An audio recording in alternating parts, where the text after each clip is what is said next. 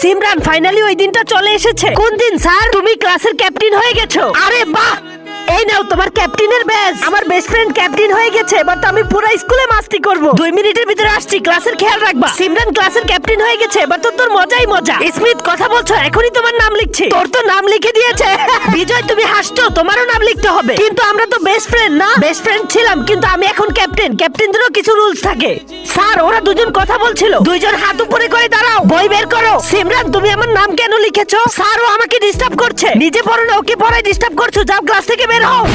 আমার তো বিশ্বাসই হচ্ছে না, ও ক্যাপ্টেন হওয়ার পরে কত চেঞ্জ হয়ে গেছে। সিমরান এই হোমওয়ার্ক গুলো কমপ্লিট করে নিয়ে আসবা। এই সবগুলো হোমওয়ার্ক তোরা দুজন কমপ্লিট করবি। আমরা কেন করব? এটা তো তোর কাজ, কারণ আমি এই ক্লাসের ক্যাপ্টেন। যদি না করস তাহলে স্যারকে বলে দিব। যখন থেকে ও ক্যাপ্টেন হয়েছে ওর তো চেহারাই বদলে গেছে। এইসব স্যার, পাশের ক্লাসের ফ্যান যেন কে ভেঙে দিয়েছে, ওইটা আমিই ভেঙেছি। বিজয় আমি জেনে গেছি ওই ফ্যানটা তুমিই ভেঙেছো, কিন্তু এই কথা স্যার কিভাবে জানতে পারলো? সিমরান